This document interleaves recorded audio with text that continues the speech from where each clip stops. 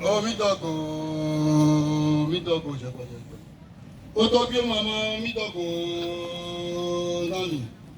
Mini bana Tokyo mama, kata mini banami. Oh, mabadoka Tokyo mama, mama hu yokata, tukadongo jua, tusomo jua, kata mabadoka mi. Yakata mamiayoga, to yeho amankomo. Omo yo mauka sokolisa, ala woto, ame oshi ofo.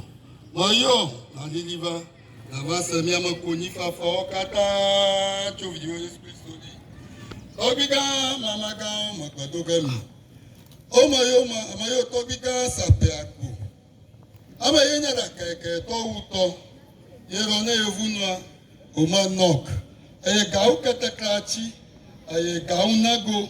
Aye gawa magbana gau ramaje taja obira ponuga ome ifara ame potokri no kama via halio okona mo oko kaboje koji ame kligichi atama diaga ano via mu edwe obinya dadi kwa viari kini ame omama obinya agbodo nmo toko obinya gadejo mata bo anami machara ejepa Madogbo na riba na waseba emayo tobiga samijo ame sisi bisi bunsa samijo bere emayo kochokri agbame ko agubo hame ko ukpa emayo vakukuruku amanya aglomo na emasamu anya atomo na emasamu emayo kudu aja manya aglongoru na moto Mama okeliko, tobi okeliko. Ema yo voaja gaja, bolo voaja, seke malangu, bolo madofo, madogba miakata kakakaka. Ema yo sou, zokli, kotosu, madogba miakata kamiariba miasa kakakaka. Ema yo,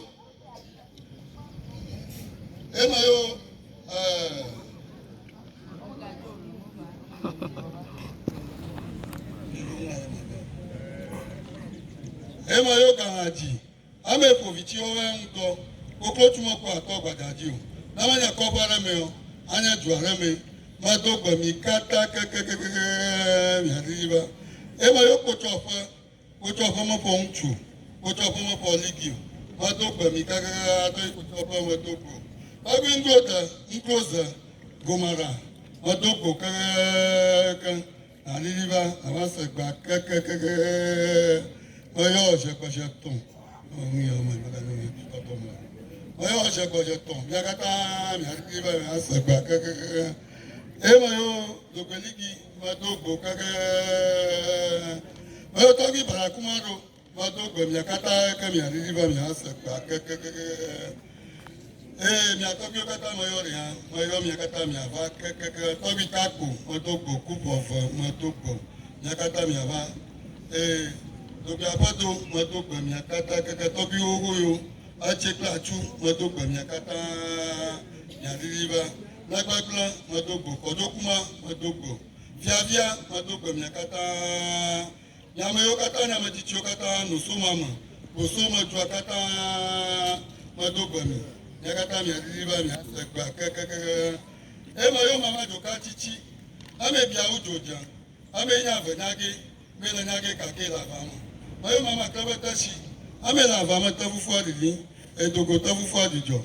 Mayo mama togoshi, mama buya, mama krobeshi, mama krikoku, madogba miakata keke, ya mama yokata, nosoma jua madogba miakata keke, ya liliva, bina ohore, bina osoke, bina otogoshi, bina osashi, madogba miakata keke, ya liliva.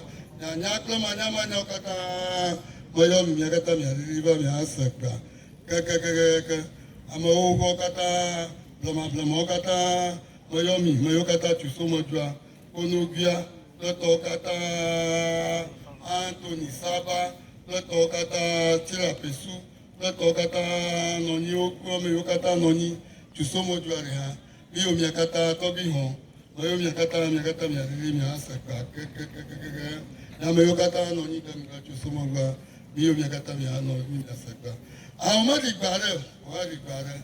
Nana man kakaro vai. Apa paro vai. Yama mashita chao vai.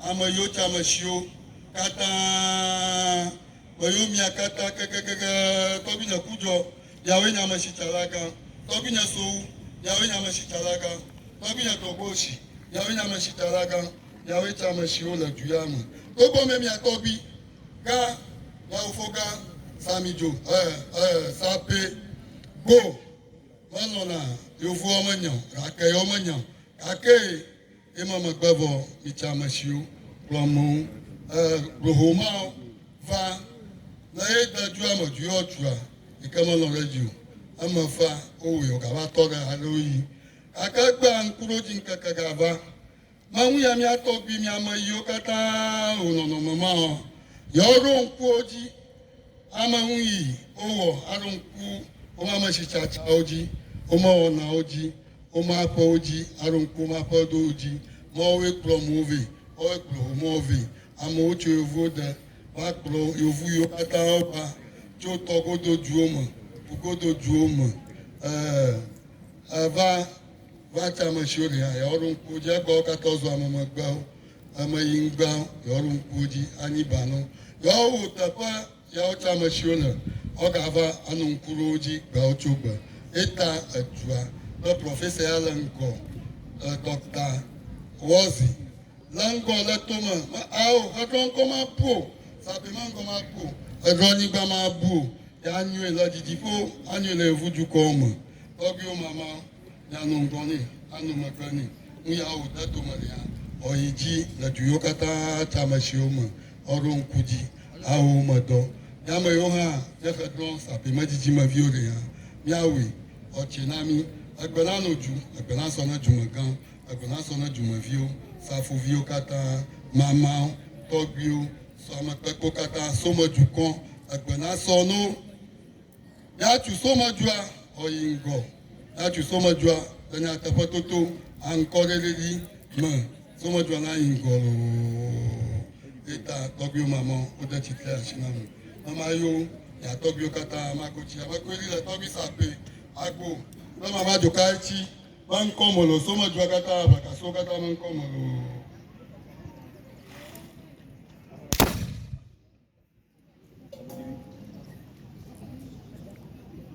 Ogunyo mamanyo yamato dia ikona no chigoma ha leto mi hona le ha e amigo kona mi kato ya chi tle ka don juan somo juan yi ko gbelegbele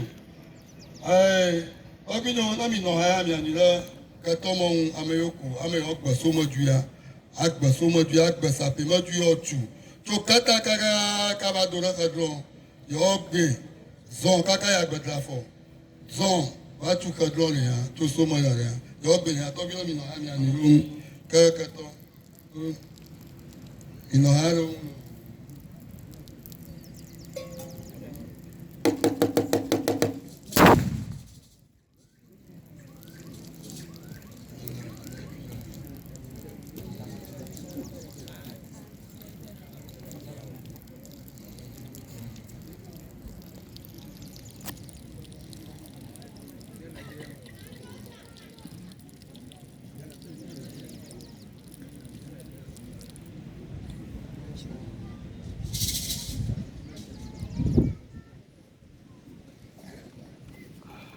Ogunyo mamanyo yamato ko to bi ami no ti koji no vatra no da un ran to ka so ma ju ko kata aba ju ko kata yemi wa ba mi no da un ran to kala zan azatan ran to ya ho mi ada ngoyi agba atuma aba magadi ayi ma ba magadi pa la nyanya pra ngoyi ma ba li obio ya tera ma to mi an na oma donami soma du kokata na ingola kwa nyanya mu soma vio kata na ingola kwa ingola oma do na rashada mu na ho me kata ngula kana tu nyamu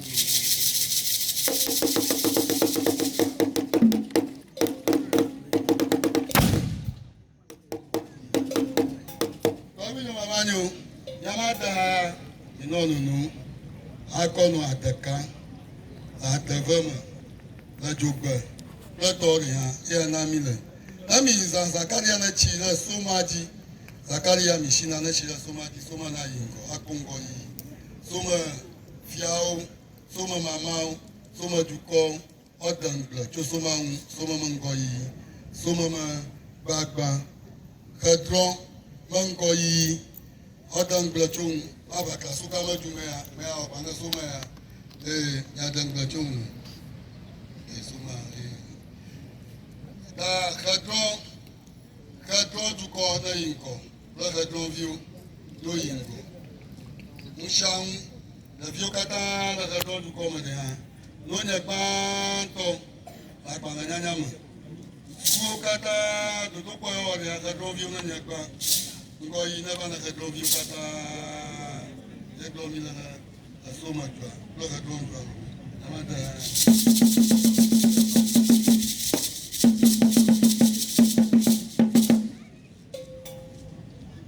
Tokyo mama, yama habibi ya minona. Onya vivi konara agbamana mashama hasa vivi ya. Hadonju kokata na savivi, hadonju kokata na kongoi. Nishangu o kongoi. Nishangu o vivi lama. Amayola pala kwa, amayoma ko soro, amayoma ko vioju. Amayoma ko do, amayoma kongoi, amayoma ko fanala dopo, amayoma ko fanala ngona la shalama. Oma ko na to kwa vivi lo. Uya mi ofia, ona vivi aka mashama da konaba. Novu mission ya adadwa ayodwa asa kadronko sapemanko lakika kona kata mano nivila ba mano yo no ba ko oba chika drono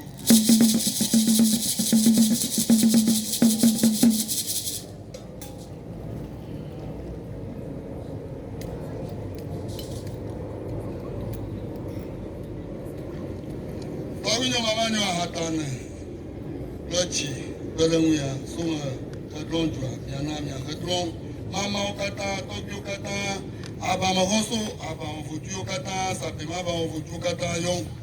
Maybe I'm not there. I let me go over.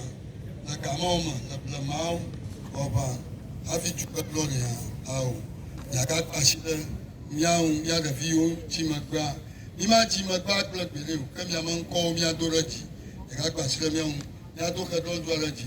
Alina di bobo le kika katamano yovu abadomo yovu abachudopo tapatapo takadrodrom ami mangweka ami abri mo le du komere ya la ba kadroni badi ya tobio iga ami ukmabi kadroni badi lo e blomi la ya tobio klama la ba manami lo Ami no abanyo kadroma ko mana swani ka tomo la joni Kadapo, Bamoni, Katonia of Odi Vaton, I don't know of Odi Vaton. Let me who want to Bangoi.